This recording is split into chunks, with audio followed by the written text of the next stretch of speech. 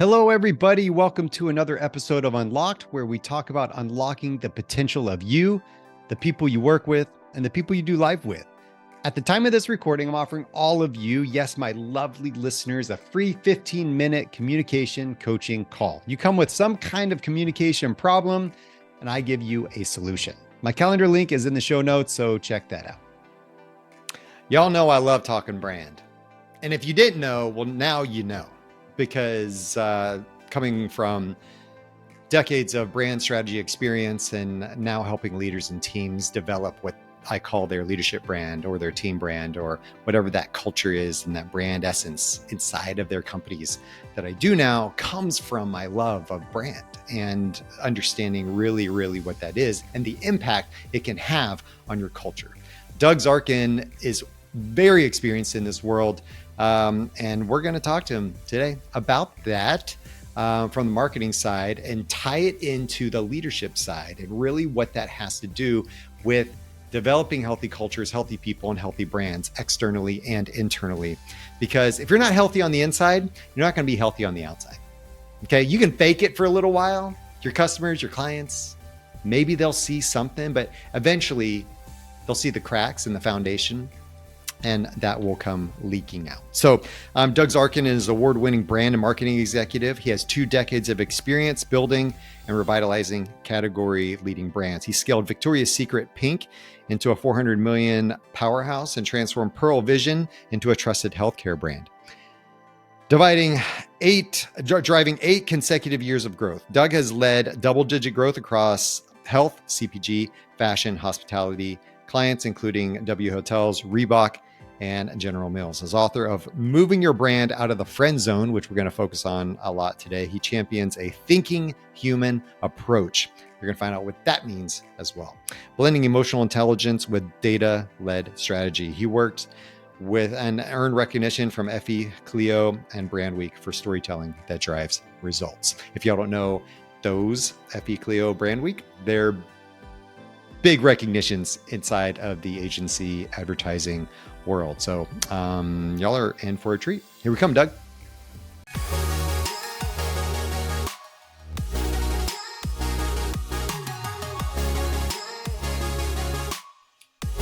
Doug, what's up, man? How you doing? Good. Thanks for having me. I appreciate it. Yeah, it's going to be fun. I mean, I don't know. I love talking brand in any context, anytime, anywhere. It's like my first love, you know? So Yeah. I'm glad we get to talk about that today. No, thanks for having me again. I appreciate it. Where did so where tell us about your background. I understand, Sure. I said I want to talk brand, but I mean with you, why is that, why am I so excited about that? Going off your profile, going off of the things you've done, Yeah. where have you come from? Why did you end up where you are? Yeah. I mean, my career journey has really been a quest to understand how to build brands, sustain the success over time. Starting in my first career, which is the agency world at the end of the train and working my way forward, eventually starting the youth entertainment and lifestyle division of the largest private agency in the world at that time, which was Gray Advertising. And then moving to the client side, really understanding more about the why, not just the what. And, brands are so exciting because brands are really nothing more than a set of emotions, attitudes, feelings, and perceptions. And being in a position to help shape what those are, how those manifest, is always challenging, tremendous amount of pressure, but it's also a privilege because at the end of the day, we are tasked as marketers, as brand leaders, with motivating the consumer to take the action we would like them to take when we would like them to take it. And that's asking a lot. But with it comes an incredible amount of dynamics for sure. And let's stick on the brand thing. Sure. I think that people have become more educated about this whole word brand, over time. You could say, 10, 20 years ago, 15, whatever. I mean, that's when I was starting to get into it a lot more. But it was, people thought of brand as like a font or a color palette or a logo of some kind and whatnot. But you and I have probably tried to debunk that, and I think it's become better because when I ask the question now, hey, what is a brand? I think people have a better idea. It's like they'll say often I'll hear the words like it is a reputation or it's a feeling or it's a thing, right? Like Mhm. people I think are trying to grasp it. Do you sense the same thing or have you seen that transition happen or what do you think? I think the logos and identities are reflections of what the brand really means. But the brand at its core is again that shared system, that shared set of beliefs that an organization has.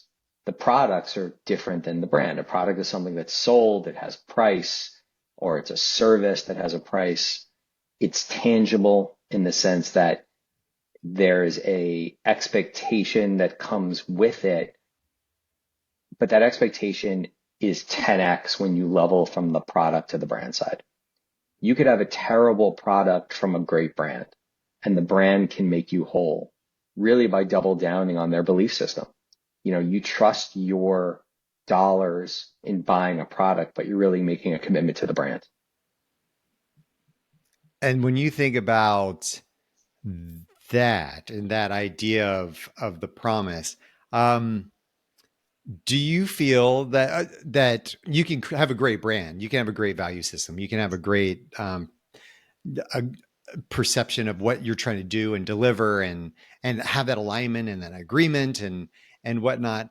But I mean, if your product ends up sucking, like people, I mean, they'll say, "Hey, got a great brand, but your product sucks." Yeah, I yeah, mean, absolutely. Absolutely. I It's mean, it's what do you do it's there? no I mean, let's take it into something that's really easy to comprehend. So your favorite group, your favorite music group, okay, puts out a bad CD, puts out a bad record. For those of you that don't know what a record is, Google it. Okay. That doesn't mean that you don't still love the band. It just means that they put out a crappy album. The strength of the brand is really in its longevity relationship. And it's kind of what I talk about in my book. The difference between being in the friend zone and brand love is really the passion and trust, the intensity of those items that exist. And a brand can put out a bad product just like a movie studio can put out a bad sequel, or a music group or an artist can put out a bad song or series of songs. You don't fall in love less with that. You just don't love that particular item. And again, it goes to the passion and trust dynamic. The intensity of those dynamics greatly impacts whether you are in the friend zone or whether you are truly in a place of brand love. Okay, tell me about this friend zone thing.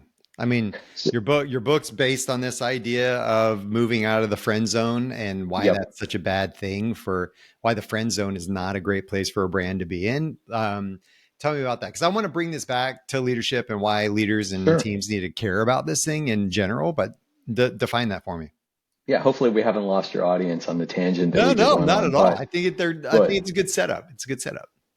look, brands in today's marketplace can't afford to have an average relationship with their customer, and relationship being the matrix of passion and trust. And the reason is because it creates uncertainty. When you see businesses that miss sales forecasts by double digits, there's a real issue there. Not so much that you weren't able to get new customers, but what happened to your existing customer base? A Harvard study put out a statistic that it is 5 to 25 times more expensive to get a new customer than it is to retain an existing one. And so the notion of friendship versus love is all about preserving the integrity and power of your existing customer base to come back, to upgrade, to revisit, to purchase additional products, because you've already created an element of trust and passion. If you don't take that to the next level, then something that is perceived to be a bigger and better deal may come along And that's when you lose your existing customers. And then you're putting all of your eggs in the new customer basket. And that's a challenge for sure. So what's the friend zone? The friend zone is when you have moderate levels of passion and moderate levels of trust. It is the equivalent of if you were thinking about your dating life, you may have encountered somebody in your life that you had feelings for that didn't have the same degree of feelings back for you. And they put you in the friend zone. Brands that think they have a deeper relationship with their customers often find out when it's too late that they are friends with their customers, that they're not lovable, they're not loved advocates of the brand. And that's when you start to see brands get really desperate and do aggressive discounting and deals, or you get the, hey, it's been 8 months since I've seen you kind of thing. And that's a terrible, terrible place to be, because you're now scrambling to figure out how you're going to make up that delta. I like this because now you got my brain going. I'm going to go, okay, I'm going to work this with you. So say we've got leadership, C-suite, and they think that everybody should love working at their company. Everybody should love the thing that we've built, our mission, vision, values that we at the top have created for everybody, that everybody should Mm-hmm. just be aligned to. Mm-hmm. But everybody else is kind of like, yeah, I go to work, I clock in, I do my job, but they're not really bought in Right. to the thing. Right. Um, and then you see maybe some disengagement. You see some kind of just, they're doing the minimum to get by, or they're just kind of doing their job. Nothing Well, that's, fantastic. And then the leadership kind of starts getting a little bit desperate, maybe. And mm, maybe they're throwing out extra incentives. Maybe they start throwing out this thing and doing that thing. Or maybe they're starting to get really panicked and the board is coming down on them and the stock price is plummeting. And they're like, we got to do something. They start making threats and then they start, dropping hammers and firing people or what. I mean, I don't know. Like, I'm trying to bring this back. Like, is that kind of what you would relate to as far as a brand is concerned and what they're trying to create? I think brand love starts internal. There's a difference between somebody who is vested and somebody who is invested. And I think if you go back to the mantra of what leadership is, a leader's job is to try to flip the switch on their team members to be invested, not just vested. They look at the business as a reflection of themselves. They care about it personally and deeply. And as a result, the effort and the outcome usually is much greater. When there's a wall, when there's a buffer, it creates a lack of engagement and a lack of that ability to find that unlock. And the unlock at the end of the day is what it takes to win in today's market. And the unlock is not definable in the sense of there's not a one size fits all definition of what the unlock is. The formula to determine how to get it is what I call in the book the brand value equation. And so if you think about it, whether you are making 50,000, 500,000, or 5 million, everybody wants value from the brands and products and services that they purchase. And it's a very simple formula. Your numerator is your experience. Okay. And if you think about brands in the luxury space as an example, they deliver an incredible experience. And the reason why is because the denominator is price.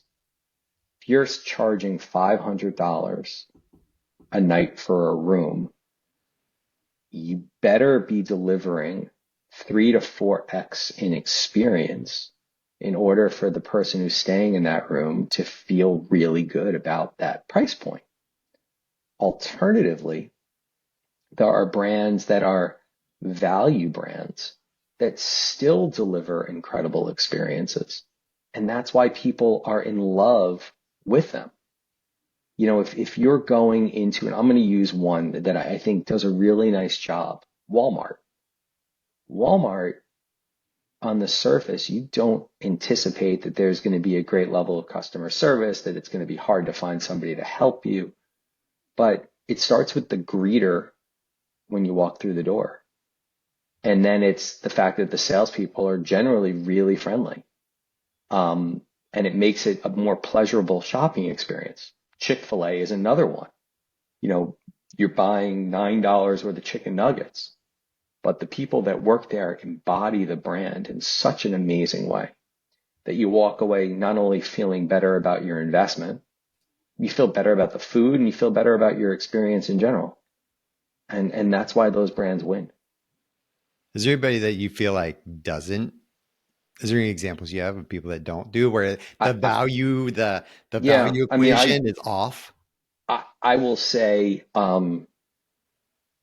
insurance companies are probably, and I'm not going to name any specific, but I think if I were going to generalize, I think try to get a claim approved at your insurance company. Try to get a medication that may not be double down the middle approved.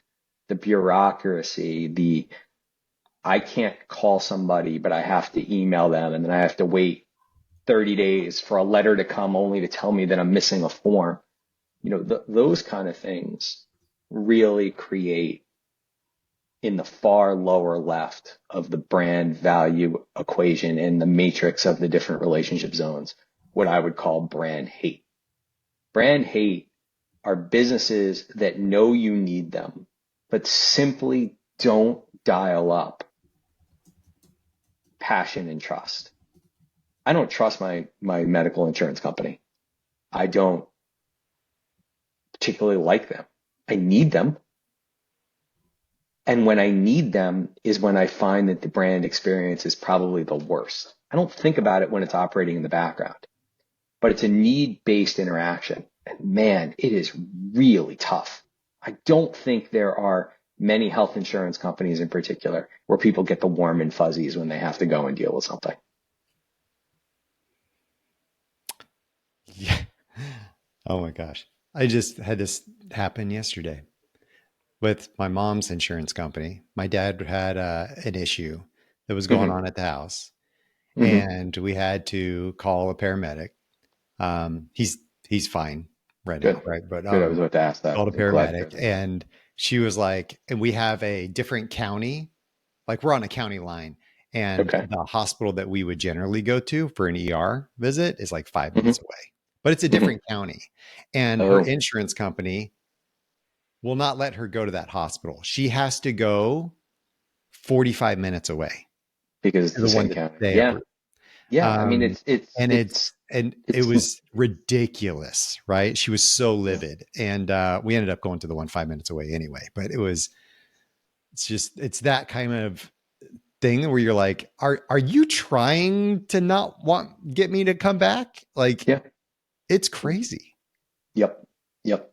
It's very unfortunate, but that seems to be the prevailing feeling with most people have when it comes to their health insurance.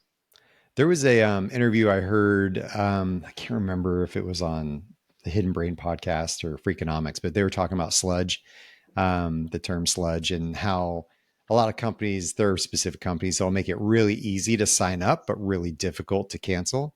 Where Mm-hmm. you sign up for something quickly online, and then all of a sudden you go to like maybe can't try to cancel that thing, and then you can't do it online. You have to like call a customer rep agent, and then they ask you a bunch of questions, and then I Mm-hmm. mean it could take you 3 seconds to sign up, it'll take you 15 to 30 minutes to actually cancel by the time you Yeah. get done with it. And that experience I think is detrimental. I mean, they do it on purpose, right? But it's definitely not helping that No, not at that all. feeling of loyalty. I mean, if you think about it in a relationship standpoint, it's really easy to get in a relationship with me, but once you want to get out, like I make it really difficult. Sure. Um, you're not going to have a good feelings about me later on. 20 No, years down the definitely road, not. you're not going to speak of me favorably. And I ask leaders to think about that all the time. Uh, who's who's who is a person of impact for you and that you still remember from 20 years ago? that is that person's brand in your mind. Like Yeah. that feeling is important. And who's going to talk about you 20 years later as that Yep. person? Are they going to talk about Yep. you? And is it favorable the way they're talking about you or not? Right. Right. Sobering thought for some of them. When you think about today's marketplace, we live in a reviews and ratings and reputation culture. And, one thing that I think has emerged is something, again, something I talk about in the book, this notion of reputation commerce. The idea that what people say about you may not be the actuality of what's happening, but it's the reality of what it is. And you got to wrestle with it for sure. Can I go back and forth on some of this stuff, but like people say your brand isn't what you say it is, it's what other people say it is, right? Mm-hmm. We've heard that phrase before. Mm-hmm. I'll often say, your brand's built over the millions of little micro moments, Sure. not usually the grandiose ones Right. that do it too. I say to people, if you don't define it, somebody else will define it for you. Right. So take control, be intentional. I don't know. What do you think about those thoughts, those ideas? What's your perspective on having control of your brand narrative versus other people controlling it? Can you really control it versus not? Like, I don't know. What's your thoughts on that? You can play an active role, and you should be playing an active role in the way your brand manifests itself in the tangible and intangible experiences that people have with it. It is incredibly difficult because while not the most, but among the most powerful tools that a brand has at its disposal are its frontline associates who embody and represent the brand. There's variability there. They're not, automatons. They're not robots. There's a personal infusion. There's a relationship that happens. And as a result, it infuses a degree of inconsistency. And that may not be a bad thing. But if you're not putting in the guardrails and guide points of your brand, you are leaving so much up to chance. And to your point, your brand's reputation will end up defining what your brand is. And if you're not realizing that and taking a stake in trying to shape that reputation, I'm not talking about deleting bad reviews off your Google My Business page. Like that's not what I'm talking about. I'm talking about really strong service culture, really strong core ethos, really strong belief system that you expect your associates and ambassadors to embody. If you don't have that, you are leaving so much up to chance that you will be out of control of your brand, and that's not a good thing. I often will think about this idea too of, um, you talk about the frontline engage those Mm-hmm. frontline workers that really carry the brand. They're the ones who have those touch points. When I go to Walmart, let's just take Walmart because you threw them out there.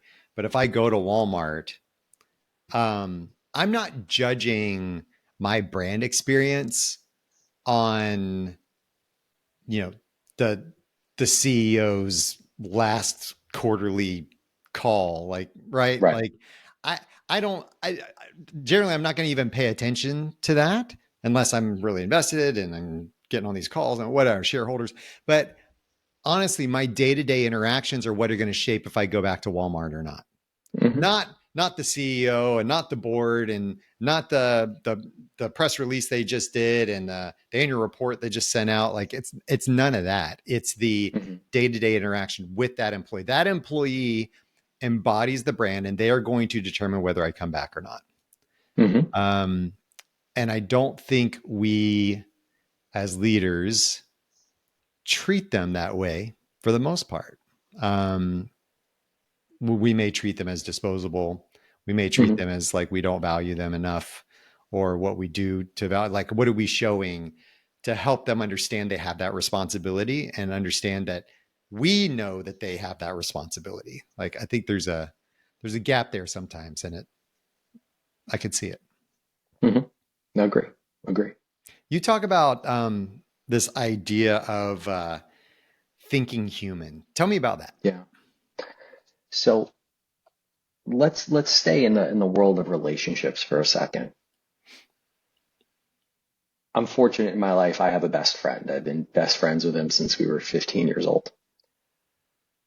If you close your eyes and imagine that every person in your life that you called friend treated you as if you were their best friend, imagine what life would be like.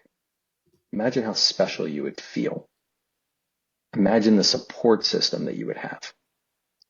Now let's get out of the warm and fuzzies and go into the world of business for a second. Imagine if every person who came to your website or visited your store was treated as if they were the only person that day that was going to visit your website or come to your store. How would you treat them? How would you talk to them? How would you provide them service and care? How would you elevate the post-purchase experience so that it's not about problem solving, but it's about strengthening trust? That's the notion of thinking human. It's putting the customer at the center of the model and building an ecosystem that really thinks small, but allows you to win big. This is cool because I sit there and I'm going to tie it back into the culture thing. How Okay. often are we as leaders making that employee feel like they are the only employee that I'm interacting with today? Like, Yeah. are I mean, they? not very much, not very much. And again, this isn't about shaming anybody. It's just about holding yourself up to a mirror and saying, how can I get better every day? And, I try to be a student of leadership. I consider myself a pretty good leader. I can always get better. Um, I end up replaying a lot of my leadership conversations in my head and think about, ooh, was I too hard, too soft? Was I clear enough? Did I inspire enough? Um, those are just things that naturally in the course of your own personal growth and development, you're going to focus on and you should be focusing on. You should. You should be. Why do you think that people are not more intentional with their brand efforts? In your experience, you've seen companies that have been successful, you've Yeah. seen companies that haven't been. What gets in the way? I think there is this belief that the if you trust your customer, they will define your brand. And so, the user generated content push is a really good example of let people express their relationship with your brand in the way that they feel best about it. And I support that. I believe that if you have a strong brand, you should be welcoming those that interact with it to help define it in the marketplace. But that whole thing is predicated on if you have a strong brand. And again, go back to what a brand is. A brand is a set of emotions, attitudes, feelings, and perceptions. It's a belief system. And so the stronger you have a belief in your brand and you can articulate it to the outside world, the less vulnerable you are when somebody takes it and writes a review or does a post. Ironically, it's the fact that people want authentic content. They're losing sight of the fact that you need to have a strong brand in order to have authentic content, or else you just really have just opinions, which are fine and important, but they're not defining your brand for you. Where do you think? I talk about the idea of brands being consistent, authentic is part of it too, and then also thinking about differentiation.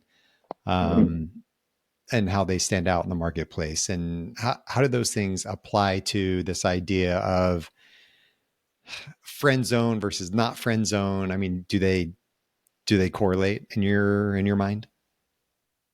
Differentiation, um, especially in commoditized categories, is a must. If you're selling paper towels, you've got to be more than just the cheapest roll of paper towel. Okay. Unless that's how you want to be evaluated, unless that's your value proposition. How do you make that paper towel distinct? You create an experience of using it. You showcase the experience of using it. You showcase the impact that it has on the lives of people who trust it. Because at the end of the day, consumers will make emotional decisions before they make rational choices.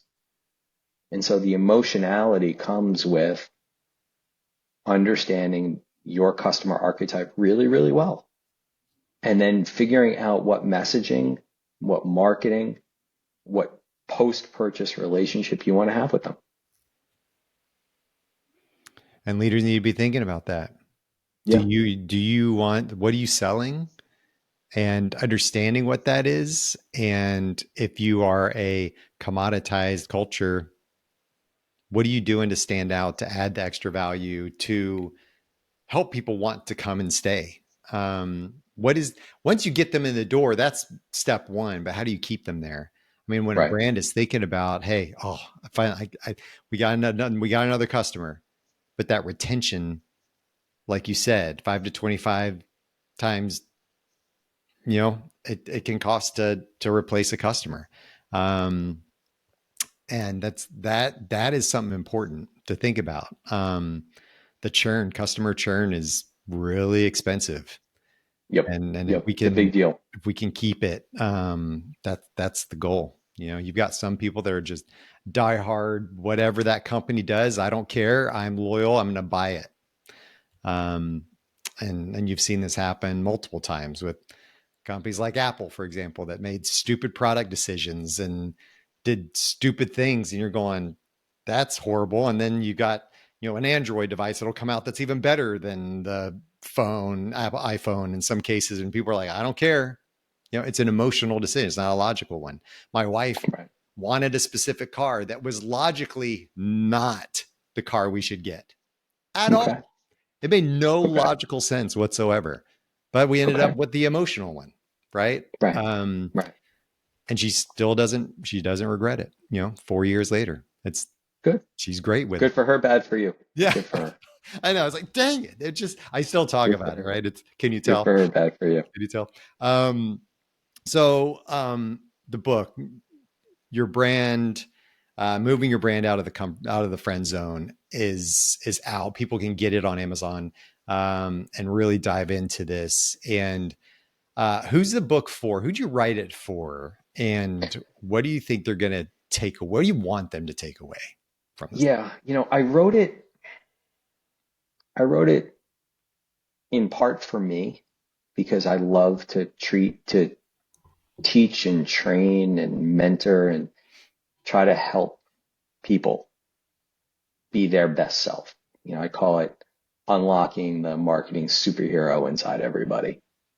It's the fancy way to express it. Um, at its core, I wrote the book for students coming out of college, graduate school, folks that are early in their career, or entrepreneurs that are really looking to perhaps find some guide points, some milestone markers in their journey for how to evaluate their own efforts. I think the misnomer with marketing is that there's a right way or a wrong way. And we spend so much time stressing out about that. In reality, there's just a way.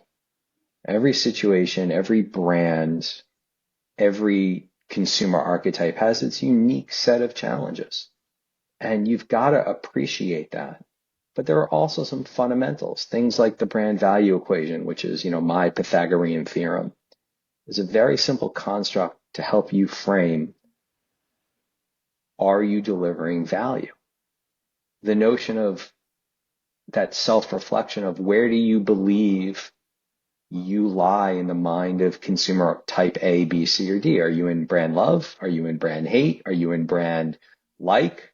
Are you in brand, lust? Um, where in which zone does it exist? It's just meant to help people. And if there's one or two nuggets that come out of the book for you that make you feel a little bit more at ease about the journey that you're on, then I've done my job. That's awesome. And where do people find you? You can find me at my website, dougzarkin.com. With a last name like mine, I'm pretty easy to find on LinkedIn. Or you can of course find the book on Amazon in paperback or Kindle. So I hope you'll take an opportunity to check it out. Yeah. And it's no weird spelling. It's like straight up Zarkin. Z as in So it's like, zebra, Arkin. It's exactly as it sounds. that's it, man. So Doug, awesome. Anytime, Thank you, man, buddy. you want to talk brand, I'm here. So thanks for shedding some light and giving your perspective. Your experience is vast. And Thanks, man. I think we've all been gifted with some of that knowledge. So thanks, man. Trying to do good work and do good things for people at the same time. Emotions, attitudes, beliefs, perceptions. Those things embody, that's what we define a brand as. That's how Doug defines it. And I am in total agreement. The way we're perceived, the way people talk about you at the barbecue next weekend, the things they say about you when you're not around, those things are your brand perception. That is the image they have of you, the thing they have of you, the essence of you in their mind is that thing. And it is built over time. And I hope that you're going to be more intentional about that. I really, really liked this idea of vested versus invested. And I think you know what we're talking about. You know your people out there, the ones that are vested versus invested. I'll bet you can name them right now. That's something I want you to take hold of and pay attention to. How much are we pouring into the people that are invested and working to keep those people? Because those are the people that are going to help us thrive. They're the ones that are going to climb us out of this, the holes that we get in from time to time. They're the ones that are going to be loyal when things get hard. And so I hope that you pay attention to those individuals. The brand value equation, experience over price. Experience over price. How much are you charging? Is the value there? Is the experience you're creating equal to that? Or maybe you've really minimized your price and your experience is so good that you've just blown it out of the water. There's some really, really cool ideas that you have with that. And I think you should tie that into the idea of leadership. Okay, from a marketing perspective, product perspective, super cool. But think about it from a leadership perspective too. What is the price people are paying to be and to work for you versus the experience they are experiencing? Like the thing that they're experiencing. Is it a really good value proposition for them? I love that. I love that a lot. Thanks, Doug, for being on. It was really good talking to you. If you want to find out more information about me or check out the show notes where there's going to be more information and links to the things referenced in this episode, visit skotwaldron.com. And lastly, I'm asking for a little bit of love, just a little bit. So please take a moment, follow, rate the show. The algorithms like that. It helps me get the word out. I really appreciate it. Thank you. And until next time, stay unlocked.